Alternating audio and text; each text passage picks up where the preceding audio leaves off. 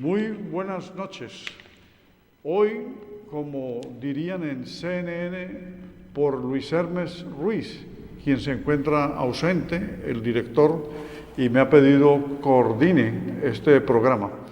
El tema que hemos seleccionado es el de la participación política de los cristianos en estas elecciones y el comportamiento de iglesias cristianas desde la Constitución de 1991, cuando se estableció la libertad de cultos y se ha presentado en Colombia una explosión de iglesias inscritas ante el Ministerio de Gobierno, que es el que está autorizado para el funcionamiento. Hay más o menos 5.800 iglesias, algunos datos hablan de 5.500, se tienen imprecisiones, pero la verdad es que estas 5.500 iglesias más o menos suman 8,5 millones de feligreses, de adeptos, de cristianos adscritos a las iglesias. Y hay 11.000 sedes en los municipios de Colombia de esas iglesias inscritas. Entonces el planteamiento inicial es el de la mezcla entre política y religión, y sobre todo si las iglesias cristianas deberían formar partidos políticos, así como la Iglesia Católica no tiene un partido político. Pero el Partido Conservador incorporó la fe católica a los estatutos del partido. Y entre los liberales hay católicos y hay cristianos. Es decir, dentro de los partidos, pues lógicamente que hay personas que pertenecen a varias iglesias. Pero una cosa es ser, digamos, un seguidor, una persona adscrita o afiliada a una iglesia, y otra cosa es que la iglesia funde un partido. En México, por ejemplo, no lo permiten. Y en estas circunstancias, pues en Colombia, estas iglesias están inscritas ante el Ministerio de Gobierno y han formado algunas partidos, otros movimientos políticos. Entonces, vamos a analizar, primero que todo, la participación en política. Ahora mismo, en las elecciones de cara a la presidencial del 2018 y en marzo 11, donde fue la elección pues, de congresistas, participaron y lograron sacar senadores. ¿Sí? 3 senadores, por ejemplo, del MIRA, y 3 senadores de un nuevo partido que se llama Colombia Justo y Libres, que es una congregación, dice el pastor John Milton, que es una congregación que reúne a 70% de las iglesias. O sea, eso puede ser exacto, puede ser inexacto. Simplemente es una alianza de iglesias en un nuevo partido político. La senadora Vivian Morales renunció a su curul para aspirar a la presidencia porque el Partido Liberal no la presentó como candidata ni la dejó concursar, y es Humberto de la Calle el candidato. Entonces ella, como cristiana de la Casa de la Roca de Dios, se unió con un movimiento que se llama Somos. Presentó su candidatura cristiana y ya renunció y se sumó o adhirió a la candidatura de Iván Duque. Y otros pertenecientes a diferentes iglesias están con Vargas Lleras. Y entonces hay una puja o un pulso, o casi que una cacería de cristianos por parte de los partidos políticos, porque saben que allí hay una votación que se registró notoriamente en el 2016, el 2 de octubre, con el plebiscito, cuando participaron por el no a la paz en virtud a una noticia falsa, un fake news, de que se había incorporado en los acuerdos de La Habana la inclinación por la educación de género. ¿Cuál es el nombre exacto? De la ideología de género. Entonces, esto que estaba precedido por una campaña contra Gina Parodi como ministra de Educación, unos meses atrás, en agosto, lograron defenestrarla, sacarla del ministerio por unas cartillas de ideología de género, y fueron los de las iglesias cristianas los que empezaron. Pero el gran triunfo que ellos se cobran es el de haber aportado más de 1,5 millones de votos por el no, o sea, contra la paz. Y los registros electorales, si uno mira en la registraduría, no daban sino hasta el 2014 una votación de 411,000 votos de el MIRA, donde obtuvieron 3 senadores que luego fueron, digamos, quedaron en el limbo y los reconocieron después por una demanda del Consejo de Estado. Bueno, con esto simplemente abro las intervenciones sobre si las iglesias cristianas deben participar en política, y fuera de eso, otra cosa, deben fundar partidos. Si están bien, que funden partidos y movimientos políticos y mezclen religión con política. Un saludo muy especial, doctor Alberto, un saludo muy especial a la teleaudiencia.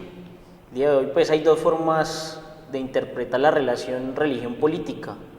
Una de esas es como el dogma, como que anula el espíritu crítico, y otra forma de ver pues la interpretación de la religión es bajo unos principios que han siempre sido intrínsecos dentro de la política. Esos principios son la justicia, la paz, el amor, y que de alguna manera han sido representados históricamente por personajes como Mahatma Gandhi, Martin Luther King o el cura Camilo Torres. Otra es la forma de ver, como lo dije anteriormente, como el dogma que anula el espíritu crítico, retardataria, que condena además, como lo ha hecho pues el procurador Ordóñez, y que hoy funge nuevamente como defensora del cristianismo político, Vivian Morales, en los caminos y en las sendas del Centro Democrático. Entonces hay 2 formas de ver, interpretar la relación religión-política, pero hay que decirlo, es que hoy se comprende bajo unos principios en términos axiológicos y no en términos morales. El problema radica es que esta iglesia y estos partidos políticos quieren imponer su cosmovisión del mundo. Ahí es donde entran, y de alguna manera ese espíritu democratizador desde el 1991 en nuestro país comienza a rayar, porque estos movimientos quieren imponer diversas formas de ver el mundo a la generalidad pues, de la sociedad. Y otro punto fundamental es que hoy estas iglesias básicamente abrazaron a los mercaderes del templo. Hoy por hoy ya no representan unos principios, como lo dije anteriormente, de justicia, amor, paz, sino que hoy por hoy, bajo una doctrina de la prosperidad, pues tienen una visión del mundo donde simplemente les importa obtener réditos, ahora políticos y antes simplemente económicos. Bueno, José David, sobre estos aspectos podemos entrar a reflexionar. Doctor Alberto Ramos, muy buenas noches, mil gracias por su amable invitación a este programa. Muy buenas noches a toda la teleaudiencia que nos ve y nos escucha en esta noche. Y bueno, es un tema de bastante actualidad, un tema de bastante debate, y que definitivamente en esta época de elecciones se está hablando mucho, sobre todo en cuanto a las alianzas entre partidos políticos tradicionales y los nuevos partidos religiosos, o que tienen una predicación de alguna doctrina religiosa, sea de la religión que sea, especialmente en nuestro país, en cuanto al catolicismo y en cuanto pues al protestantismo, o las iglesias evangélicas o cristianas o de testigos de Jehová, o bueno, muchas denominaciones que hay dentro de de las iglesias protestantes también. De todas maneras, debido a la amplia audiencia y a la amplia congregación de fieles que logran atraer estas iglesias, se tiene un fenómeno y es el que se logra captar grandes masas de lectores. Entonces, digamos que de esta manera los partidos políticos religiosos, entre comillas, buscan imponer sus ideas, su doctrina, su fe, pues en todo el ámbito legislativo, en todo el ámbito político nacional, y es algo que hay que ver muy de cerca, muy cuidadosamente, con bastante lupa, porque si bien es cierto, se han logrado muchas libertades desde la misma Revolución Francesa y digamos que muchas garantías a lo largo del siglo XX, se puede decir que hay una extralimitación en esas libertades y en la garantía de la protección de las libertades, puesto que una cosa es la política como tal y el debate político, y otra muy diferente es la visión religiosa que ya se quiere imponer sobre, pues digamos, cualquier otro modo de visión, pues, que busque garantizar a los seres humanos sus derechos sin limitación alguna. Bueno, existe una atomización de iglesias en esta elección y en las elecciones anteriores donde han participado. No hay una homologación, homogeneización, es decir, no actúan de manera compacta, porque pues tienen intereses particulares, tienen intereses específicos, y hay pastores que quieren llegar a ser senadores y lo han sido, como el pastor Corsi, como el pastor Chamorro, Jimmy Chamorro, la señora Claudia Castellanos, que también ha estado en el Senado. Es más, no solamente ha estado en el Senado, sino que ha logrado en estos 27 años, porque ellos fueron los primeros que se inscribieron como partido en la constituyente misma.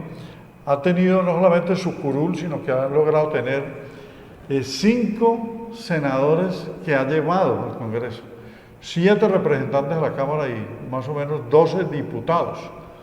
Es una fuerza, digamos, política dentro de la Iglesia.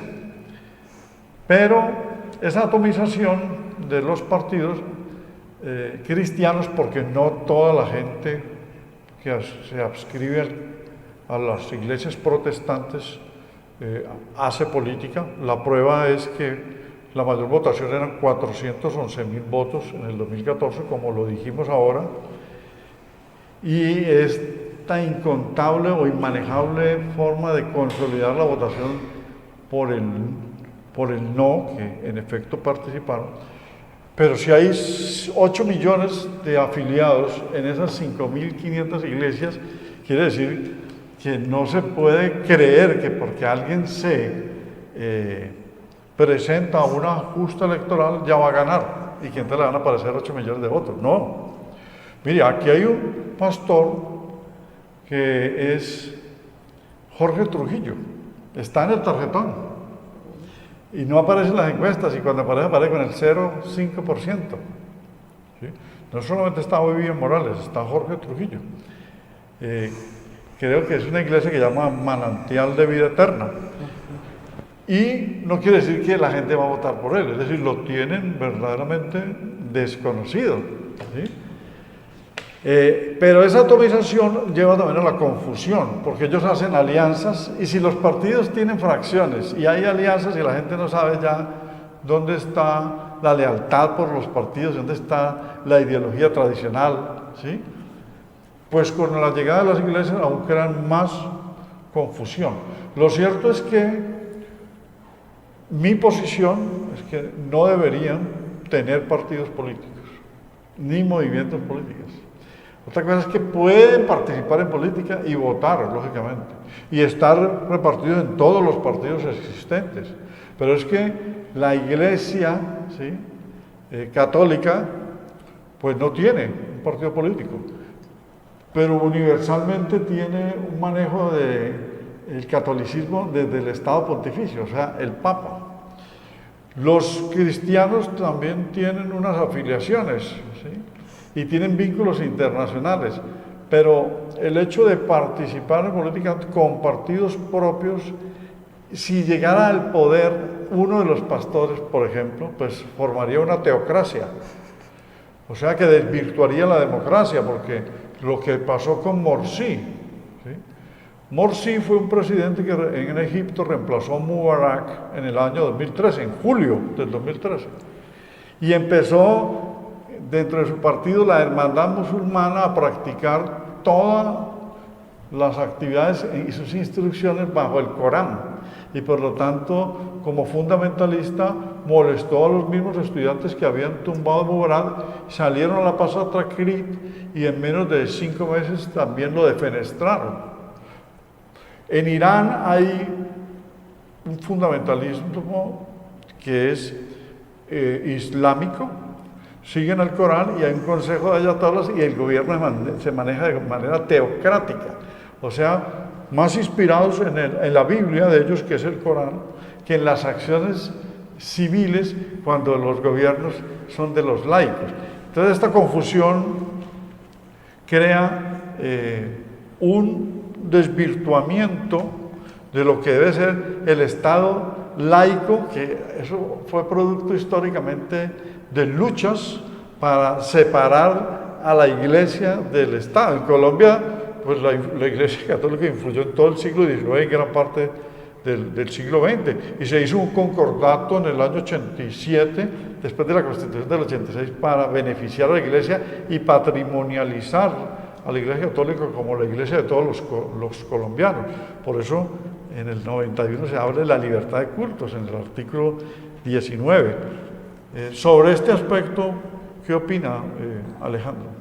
Sí, doctor, pues yo creo que es legítimo que las iglesias puedan formar sus partidos, los movimientos con cierta tendencia cristiana. Recordemos que, por ejemplo, en Alemania hay un partido que es el Demócrata Cristiano, de la actual presidenta Angela Merkel, por lo cual yo sí creo que es legítimo que ellos puedan expresarse en democracia. Lo que no creo que sea conveniente para la democracia es que ellos quieran imponer su cosmovisión del mundo en detrimento de otras libertades por las cuales se ha luchado durante el siglo XX y el siglo pasado. Fíjese, doctor, que el Papa Francisco va en otra visión del mundo, ¿no?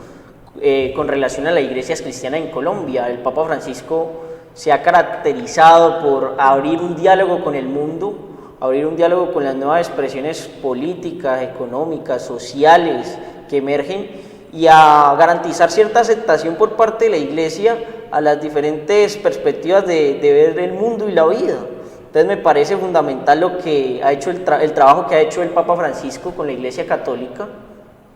Y por otro lado, pues sí me deja mucho por desear lo de las iglesias cristianas, que no están respetando el Estado social de derecho, la democracia, no están respetando y quieren imponer y volver al pasado, de alguna manera, la Constitución del 86, por la cual ya se había luchado desde el 91 para acá y desde mucho antes por parte de los movimientos sociales.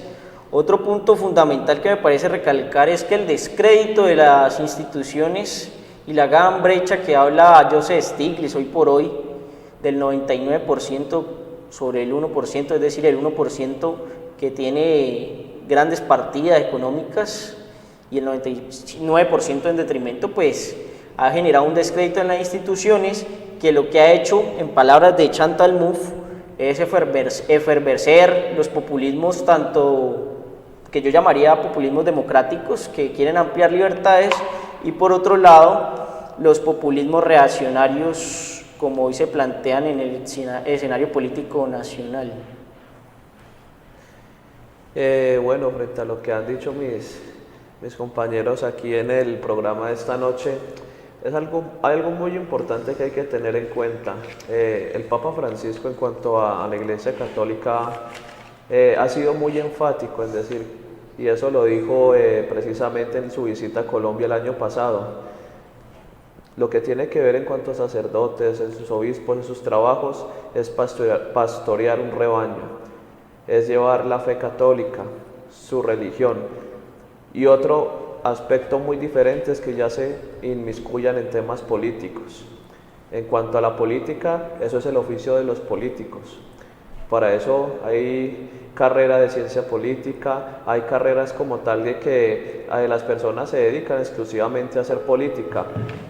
Entonces digamos que no hay que mezclar una cosa con la otra, porque si bien es cierto, en la religión se busca propagar una determinada fe, una determinada visión del mundo, hay que también tener en cuenta otras posturas y otras formas de pensar respecto a temas trascendentales de la vida, el aborto, el homosexualismo y muchas otras más, en las cuales pues digamos que es la gente como tal, es en la democracia como tal, la que tiene que definirse qué se debe hacer y cómo se debe legislar y cómo se debe proceder frente a esos temas de coyuntura. Es ahí donde se ve una verdadera democracia. Pero ya digamos que imponer una determinada visión del mundo, por más buena que parezca para cualquiera de las iglesias, puede terminar, digamos que perjudicando la idea de la democracia que siempre se ha tenido. El ejemplo que lo tenemos muy palpante es en la religión musulmana como tal, y en cuanto al Estado Islámico de Irán, a la República Islámica de Irán, es una teocracia absoluta, y allá se gobierna y se legisla de acuerdo al Corán. Entonces digamos que prácticamente toda la cotidianidad de su población gira alrededor de sus creencias religiosas. Por eso digamos que han tenido ciertos problemas, inconvenientes en cuanto a sus relaciones internacionales, en cuanto han sido vistos, en cuanto a su relación del Estado con la población. Y pues hay, digamos que ciertas restricciones a las libertades como tal.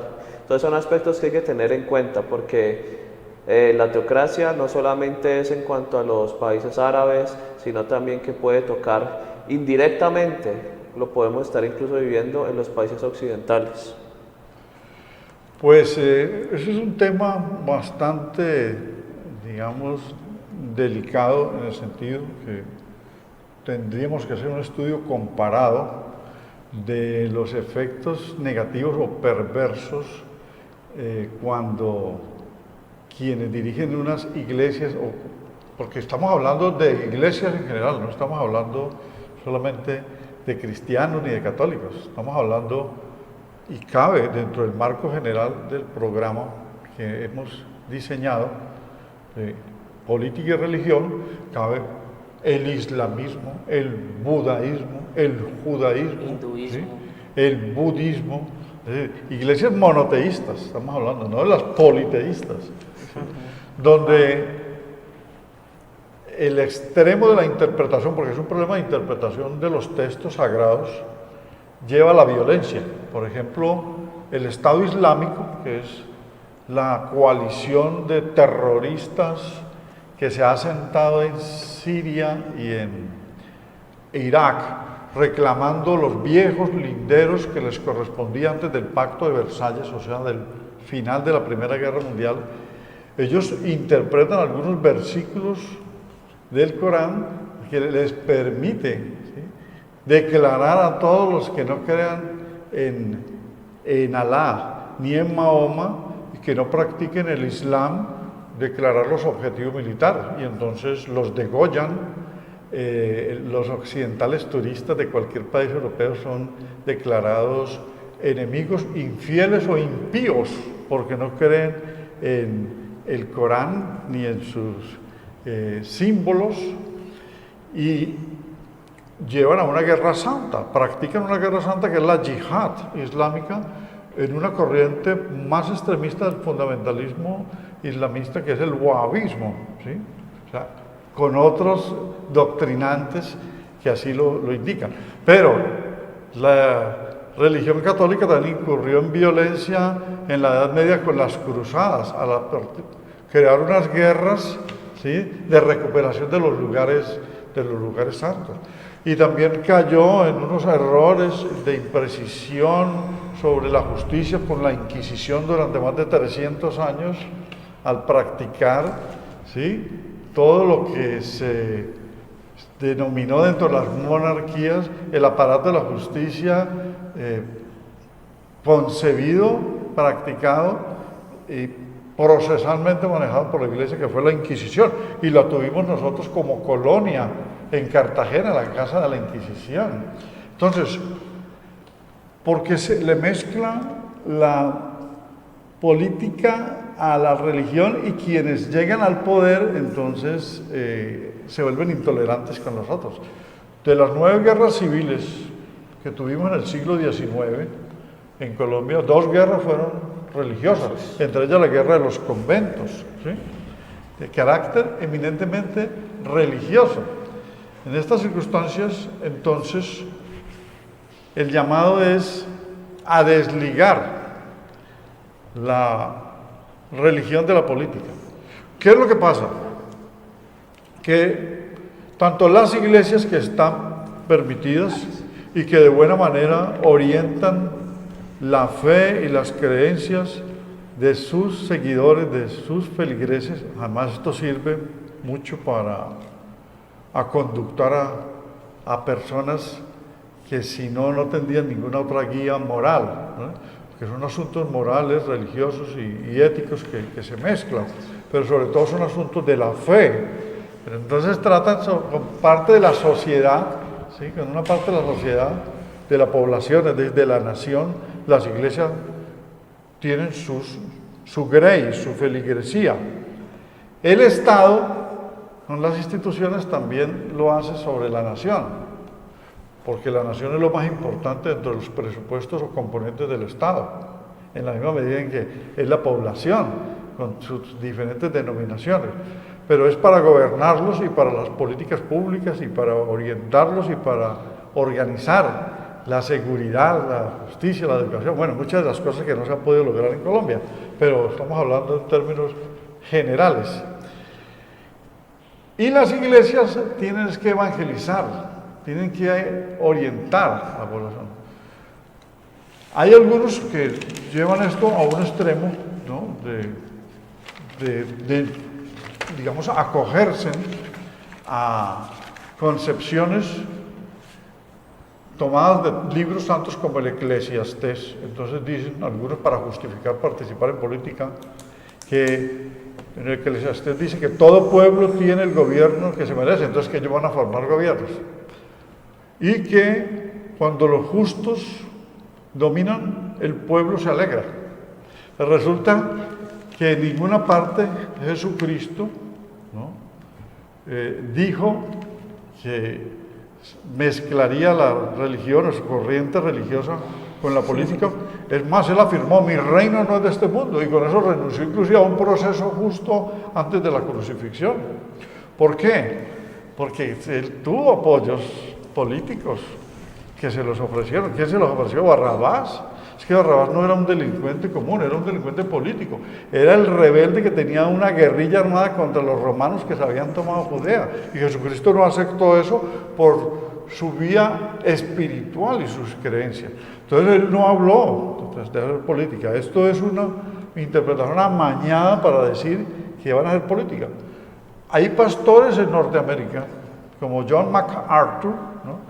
Que han asegurado que es una deformación completa de que los pastores quieran llegar al poder, porque si llegan al poder desde una iglesia, es distinto que lleguen al poder individualmente, pero si lo llegan desde una iglesia, deforman y afectan la democracia. A ver, tenemos un colaborador desde Suecia, Edison, que es Marcos Suárez Medina, un abogado caleño que vive hace 30 y pico de años en Suecia y que es un analista político, y un observador de la realidad europea. El otro día nos colaboró también con una opinión en el programa de las encuestas. Entonces vamos a oír lo que dice Marco Suárez Medina desde Suecia sobre este tema de la participación de las iglesias en política. Edison.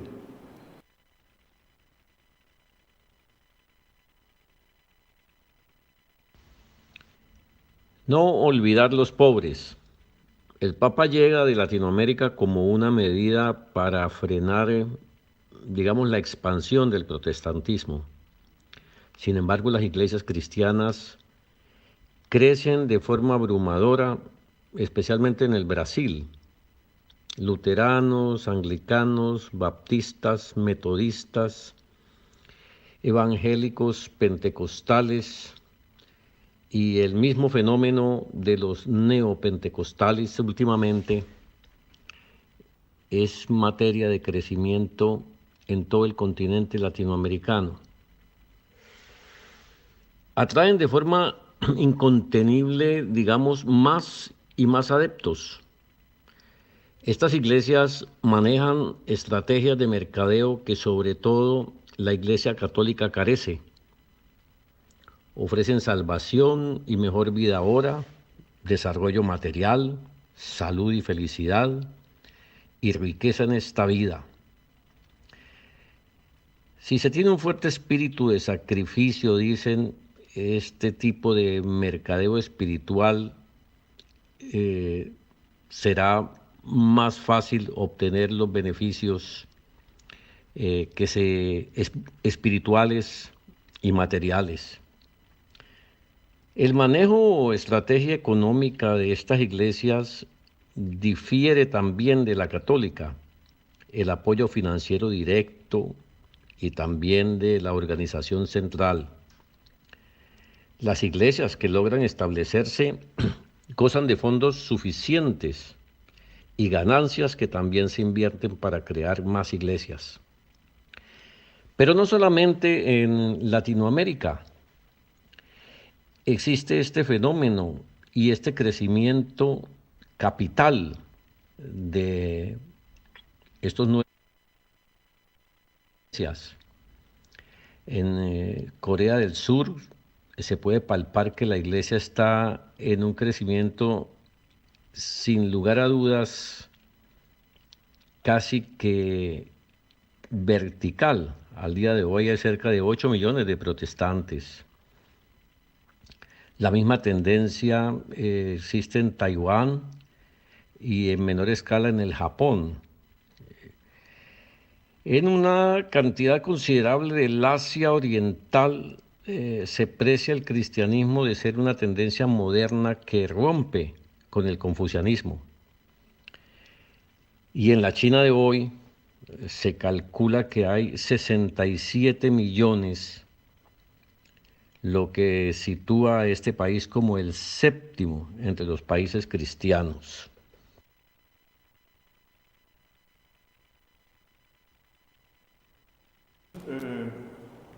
José David, sobre los planteamientos del investigador y analista político Marcos Suárez, ¿qué opinión le genera?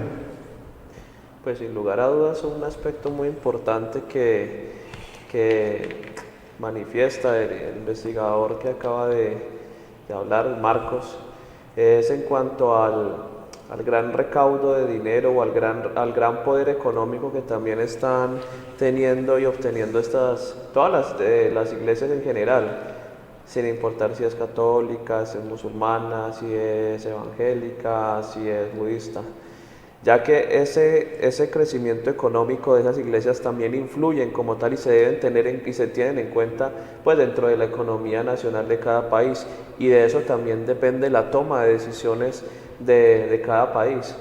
Si hay una organización, valga la redundancia, organizada y que tiene un muy fuerte poder económico, pues no puede pasar desapercibido frente a la sociedad como tal y frente a los poderes instituidos legalmente.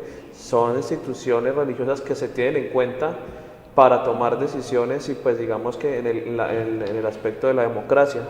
Ahora bien, lo que venimos hablando en el debate es hasta qué punto pueden ellos intervenir en política al tratar de imponer su cosmovisión, su forma de ver el mundo, a cambio de que por ese poder económico se le dé una cuota de poder dentro de los gobiernos, o dentro de los congresos, o dentro de las asambleas en cuanto al poder legislativo. Entonces fíjese que es un tema que hay que hilarlo muy delgadito, porque en cuanto al poder económico que tienen estas instituciones, es algo que atrae como tal la mirada de toda la clase política, y es algo pues que digamos que influye en mucha gente como tal a que intervenga en política y que pues como dice se tiene que tener muy en cuenta. Y podemos verlo en Colombia precisamente.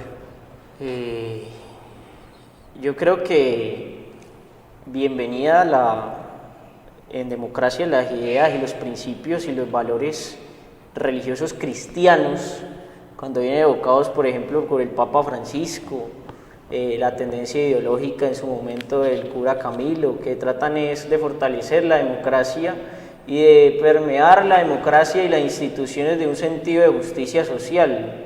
Lo que no es bienvenido es la religión como los que han abrazado a los mercaderes de la fe y de la política, los que quieren imponer su cosmovisión del mundo, como el exprocurador Ordóñez y Vivian Morales. Eso sí, no son bienvenidos dentro de la democracia, porque hay unas libertades, pues como lo dije anteriormente, que se han luchado históricamente por parte de los movimientos sociales. Ahora, un punto por rescatar, y dos personajes que desde ciertos principios religiosos pudieron, a fin de cuentas, dar una lucha por la dignidad históricamente, y eso fue Mahatma Gandhi en la India, con el hinduismo, que de hecho planteó en un librito llamado Mi Religión una visión del mundo me parece muy democrática. Y hay una anécdota en ese libro donde un cristiano le dice que él quiere convertirse al hinduismo, y Gandhi le dice: pero ¿para qué te vas a convertir al hinduismo si en el cristianismo encuentras los mismos principios que mi religión? Y bueno, y Martin Luther King, que en el siglo pasado dio una lucha importantísima en contra de la segregación racial en Estados Unidos, nos legó también una serie de libertades. Entonces creo que desde ese punto de vista, desde los principios de la justicia social, de la libertad, bienvenida a los principios religiosos que fortalecen la democracia. Martin Luther King, pues, era un pastor bautista, y en efecto a él le corresponde un periodo muy crítico que fue el de la presidencia de Lyndon B. Johnson, quien reemplazó a John F. Kennedy por el asesinato en Dallas. Pero digo un periodo complicado porque se había desatado, pues, el racismo más brutal en Mississippi y en otros estados, y la discriminación contra la población afroamericana, y él lideró esas críticas, y Johnson, ¿sí?, lo atendió y, digamos, logró Martin Luther King algunas concesiones. Cuando las estaba logrando, pues fue asesinado. Y esto repercutió en todo el mundo, inclusive fue uno de los detonantes del mayo del 68 en Francia, porque si bien es cierto que él era un pastor desde una iglesia, sin pretender, pues, llegar a una posición dentro del aparato del Estado, esa es la diferencia que estamos marcando, sí orientó a la población y sobre todo luchó por la igualdad y por el respeto a los derechos de los afrodescendientes.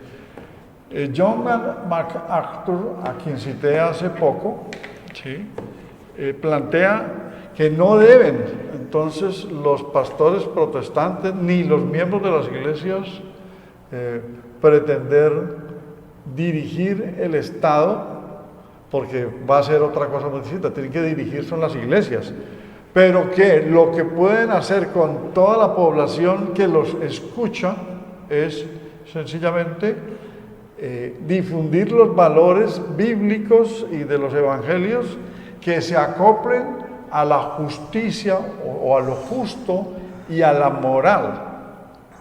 Entonces aquí nace otra rama de discusión, que es la relación entre la moral y el derecho, que es un tema de todas las cátedras de introducción al derecho.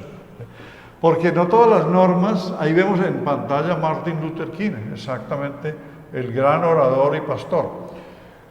La relación entre la moral y el derecho. Resulta que la moral, ¿sí?, es inescindible de las personas por la formación que hayan tenido en su hogar, en su escuela y en otros espacios donde se han movido, ¿sí? Pero la moral es unilateral, es subjetiva y está incrustada en el cerebro por la formación que ha recibido, ¿sí?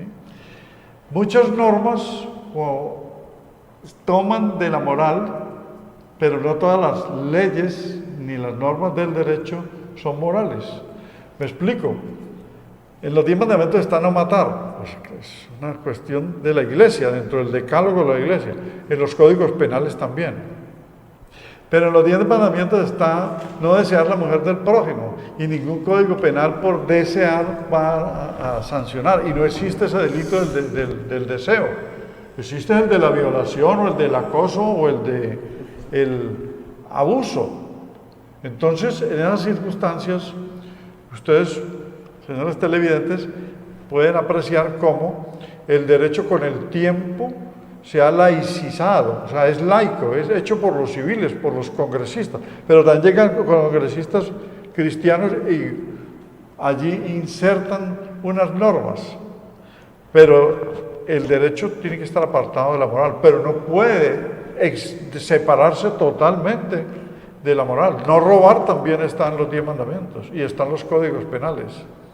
Pero tratar de llegar a interpretar todos los actos de la sociedad bajo los parámetros de la Biblia no es conveniente. El caso concreto lo citó ahora, creo que fue Alejandro.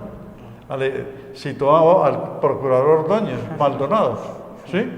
Entonces, Alejandro Ordóñez Maldonado fue procurador y en vez de tomar primero la Constitución para decisión y las leyes inferiores o infraconstitucionales, partía era de la Biblia. Y entonces hizo una procuraduría teocrática, lo cual molestó hasta el mismo presidente de la República, molestó a muchos sectores de la población. Se lanzó a la presidencia, porque miren que hizo política con la religión. Se lanzó a la presidencia, lo venció Iván Duque en la consulta interpartidista. Pero él ya tenía un vicepresidente proclamado, a David Name Orozco, un pastor de Barranquilla. O sea, miren ustedes cómo esto no es conveniente. La misma Vivian Morales, ¿sí? Incrustada en el Partido Liberal, pero agenciando el discurso cristiano de la iglesia de Darío Silva. Planteó un referéndum que era discriminatorio, reunió unas firmas, pero ese referéndum no se lo aprobaron en el Congreso, porque era totalmente discriminatorio contra minorías, etcétera, etcétera. Sí, doctor, y aquí vale recordar al maestro Carlos Gaviria, que planteaba, haciendo una relectura de Rawls, que las discusiones se daban en el plano público con razones con opiniones de razón pública, y en el plano privado pues sí se podían escatimar expresiones de carácter privado, y la religión hoy por hoy, en el escenario desde 1991, es una cuestión de razón privada, ¿ya? Entonces hay que racionalizar el debate político, y sobre eso de alguna manera también hay una tarea por parte de la academia, la investigación, la ciencia, porque la ciudadanía debe comprender que las discusiones en la esfera nacional son de carácter público, y yo no puedo tratar de imponer mi visión del mundo a los demás ciudadanos.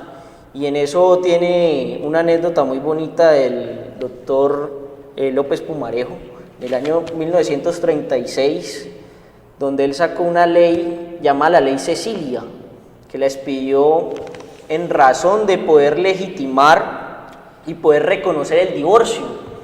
Y salieron una serie de mujeres de la clase alta bogotana, que muy conservadoras además, a expresarle en la plaza pública al presidente que por favor no expidiera esa ley. Y el presidente López Pumarejo le respondió de esta manera: tranquilas, que ustedes podrán seguir casadas, el divorcio no es una obligación, sino que es un derecho.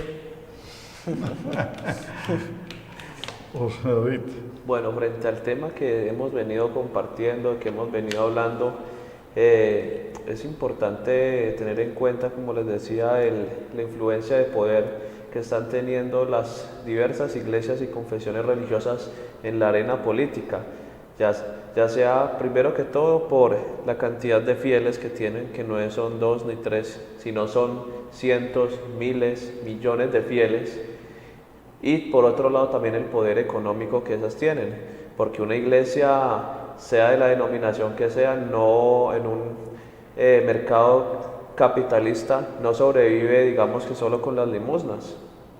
También tiene sus negocios, también tiene su parte comercial. Entonces digamos que esa parte es de gran trascendencia para la vida nacional y que digamos que en cuanto al problema de la corrupción que se está viviendo hoy en día en nuestro país y que todos los candidatos presidenciales combaten abiertamente, digamos que estas iglesias lo que buscan es su pedacito de poder. Apoyo a este candidato porque yo sé que después de que quede elegido presidente o en el caso de la rama legislativa en el Congreso, puedo tener una curul en el Senado o puedo tener algún determinado puesto en una determinada entidad pública. Entonces digamos que hay que tener mucho cuidado con esto y si se va a pelear y combatir la corrupción, se debe igualmente combatir hasta qué punto, digamos, pueden permear estas ideas religiosas dentro del campo político, dentro de la democracia como tal. Ahora bien, el Estado colombiano y la Corte Constitucional tiene que, digamos que estar pilas en cuanto a hasta qué punto esas ideas religiosas pueden llegar a influir como tal en la expedición de leyes o también incluso dentro de la misma rama judicial también en cuanto al momento de motivar y proferir una sentencia. Porque ya recogiendo lo que han dicho ustedes, mis queridos compañeros del programa, se puede llegar a ver una permeabilización de la religión en todos los ámbitos de la vida política del país. Y una cosa es las normas religiosas y otra cosa muy diferente es, digamos, la democracia, es imponer y garantizar, bueno, y digamos que garantizar como tal los principios y los valores que no necesariamente tienen que ser adheridos a la religión, sino construidos en la democracia como tal. Pero entonces hay que hilar muy delgado, como he venido diciendo a lo largo del programa, respecto a este tema. Bueno, dicen algunos analistas que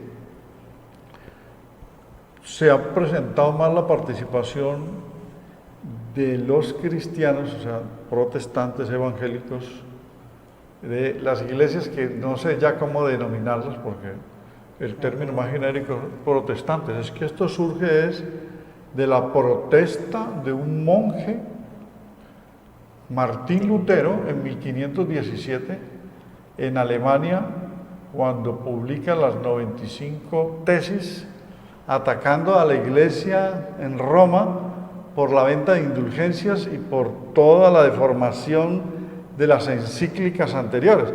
Y ahí nacieron las iglesias protestantes. Esto es un asunto del siglo XVI, ¿sí? Que nosotros lo tuvimos como un debate en el siglo XIX y los liberales radicales del Olimpo radical de Tomás Cipriano de Mosquera y ese mosaico de dirigentes que tuvieron gobiernos de binomio hasta el año 85-86, cuando vuelve el centralismo, incluyeron en la Constitución de Río Negro en 1863 la libertad de cultos. Lo que se retomó en el año 91 fue esa libertad, pero hubo grandes choques entre iglesias y con la Iglesia Católica, a quien los liberales le habían expropiado los bienes en el proceso de desamortización de bienes de manos muertas. Pero retomo la idea.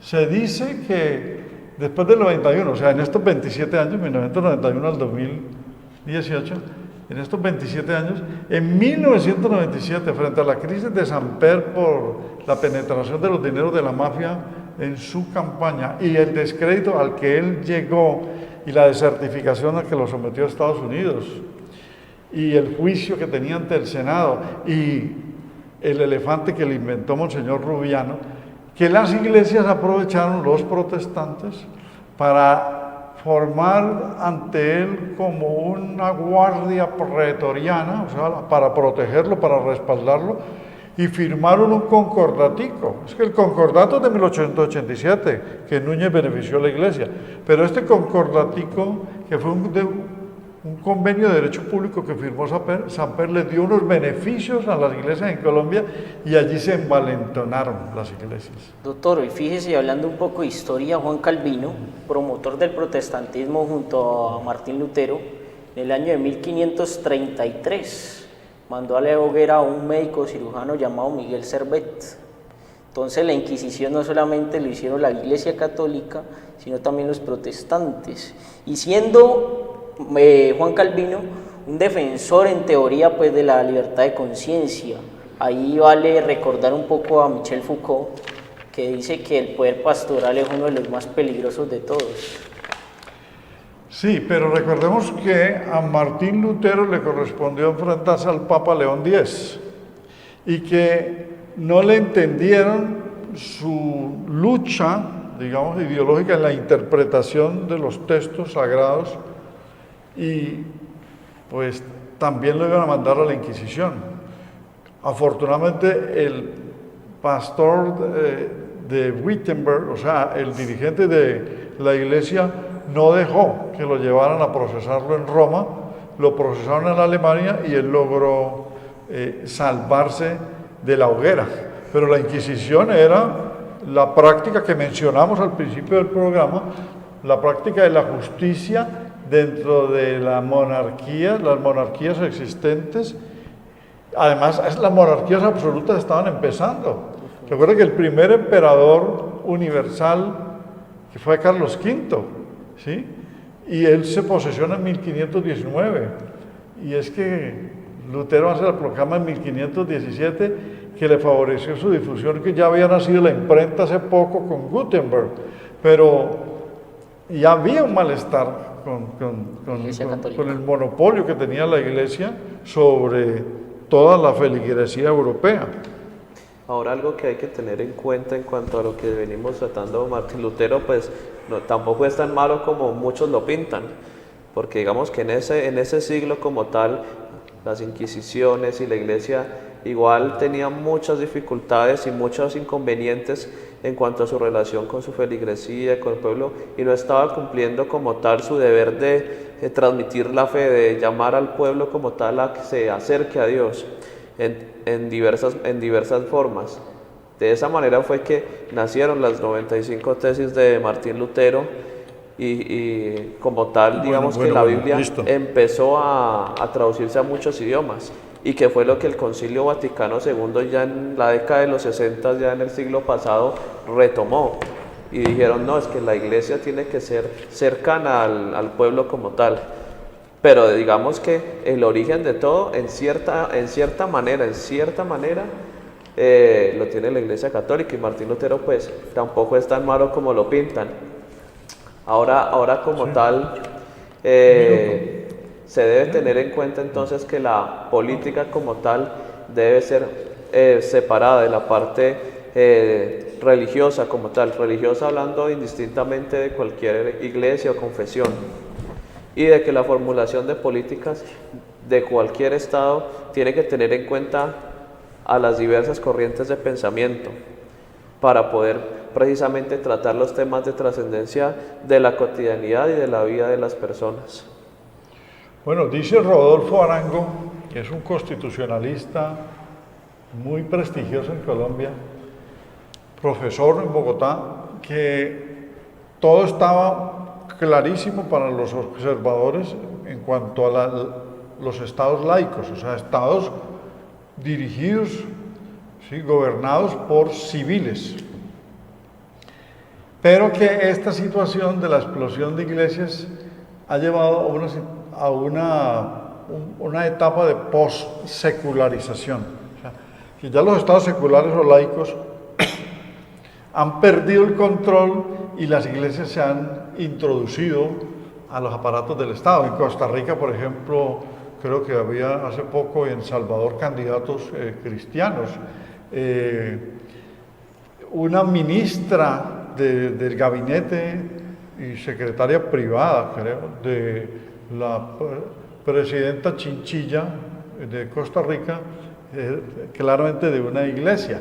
En Argentina hay un debate sobre la intromisión de las iglesias en la política, etcétera, etcétera.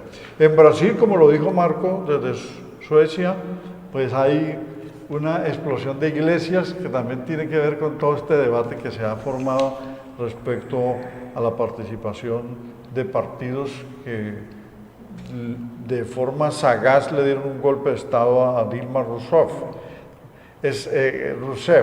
Entonces, pues creo que no vamos a terminar nunca este tema en el minuto que nos queda, pero sí es una invitación a reflexionar.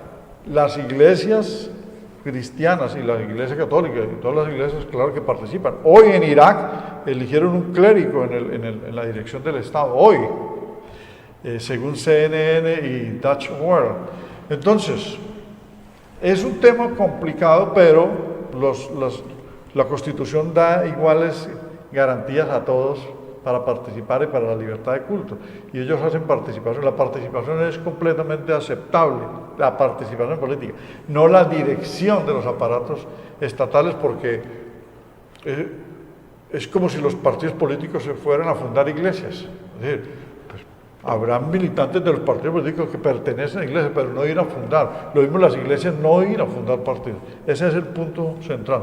Bueno, Luis Hermes Ruiz siempre despide el programa alertando a los padres de familia para que se den cuenta dónde están los menores de edad de la casa, para que los vigilen, para que sepan con quién se están relacionando, para evitar los delitos contra los niños, contra los menores de edad.